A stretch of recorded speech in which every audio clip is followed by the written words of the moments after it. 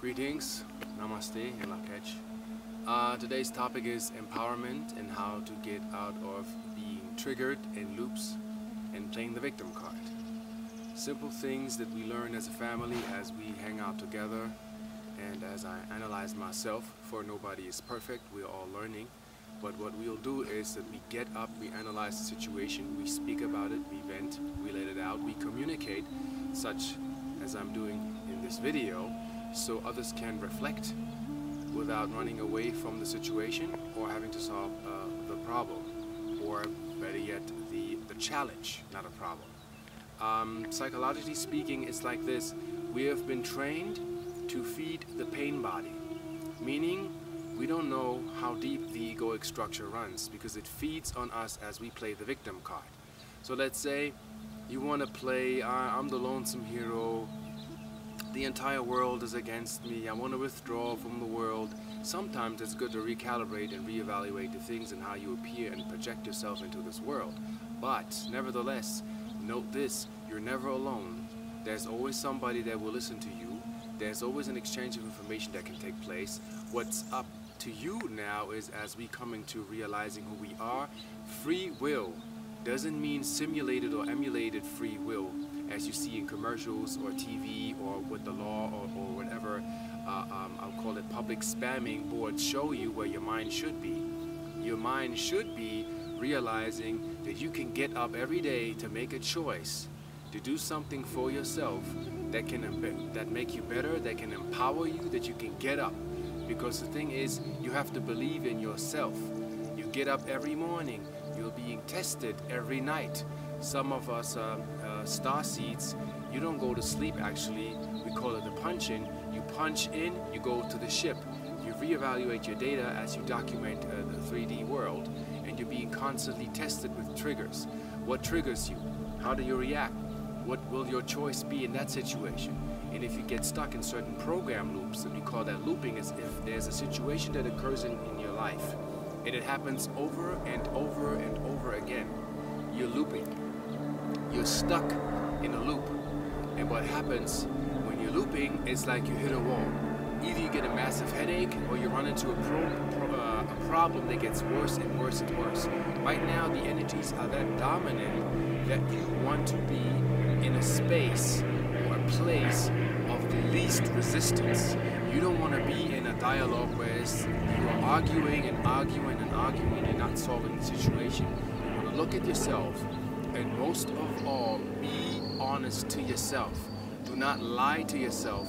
Do not run away from yourself, because it will worsen the situation as the light that hits the planet activates your dormant spectrums within you. The more you realize you can't run away from it. You have to solve yourself within yourself. And the same thing with the twin flame situation. Right now, finding a partner, if that works, that is good. Be very conscious about, sometimes you meet somebody or your systems flare up.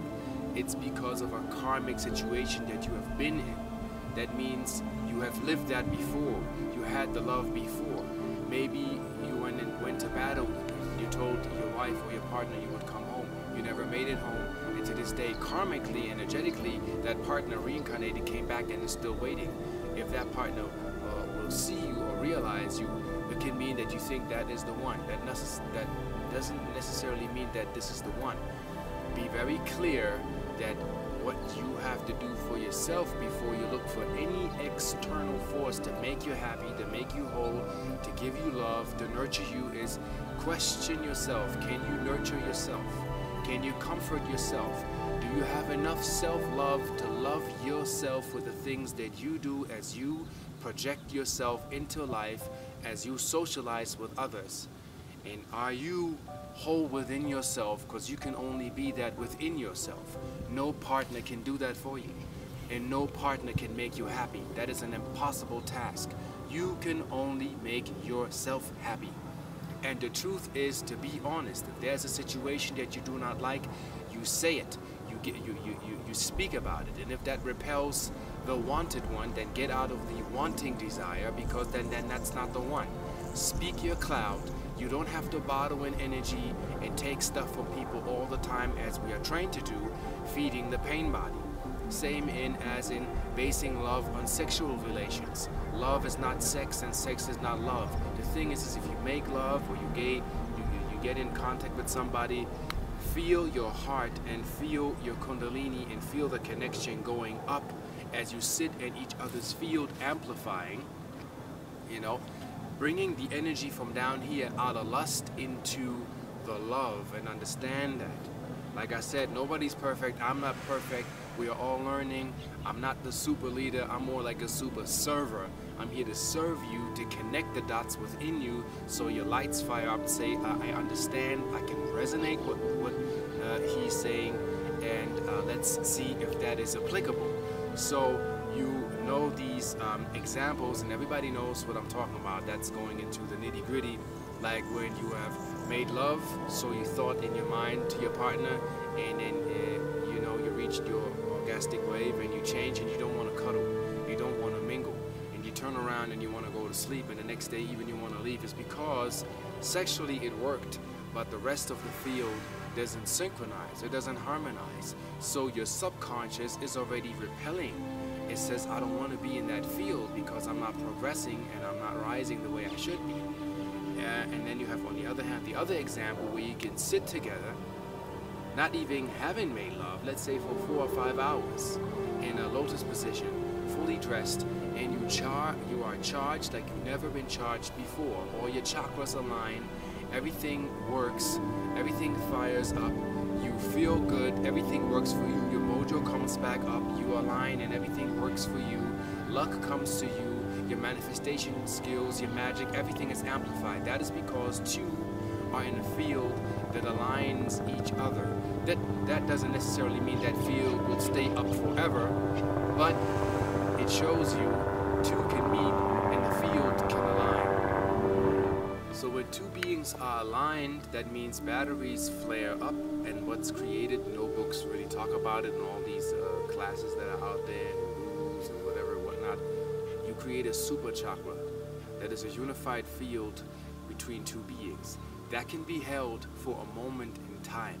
It's sacred space, and what we do as we analyze ourselves and align ourselves to that, even attracting that field without wanting, just being in that space, from the sacral chakra, from the root up, you get out of this loop here, which is nice and tasty, and you can get stuck here, but you can accomplish much more when you feel the energy, and it's described as a snake, as a dragon, the kundalini force, the thunder, the life force.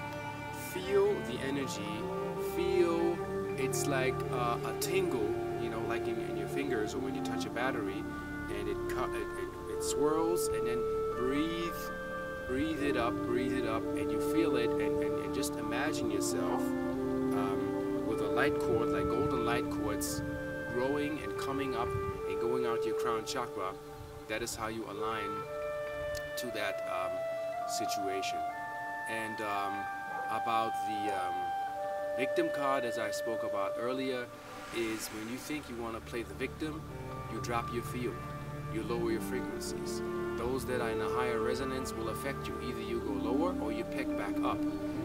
Others will, it's like in a cell, the healthy cells will try to inspire the sick cell to get up to form a healthy organism.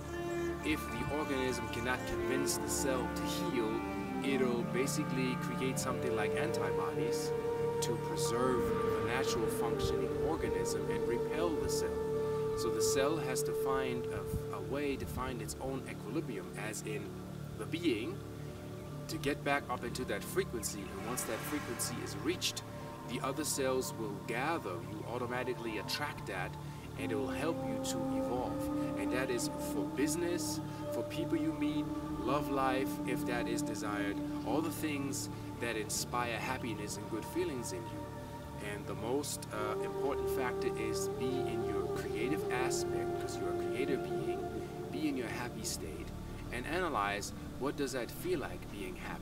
Like the simple things. You can just sit in your house, you've created something, you made something, and you just marvel at what you do, your craft. You look at yourself and you say, I'm proud of myself. I'm honest to myself. I love myself, and I can always do more if I think there's a deficit somewhere. I analyze myself, I am wakeful, and I'm watching myself as I rise to the apex of my destiny, which we call ascension. And that is it for today's topic of empowerment. Thank you, my people. Namaste and Lakesh.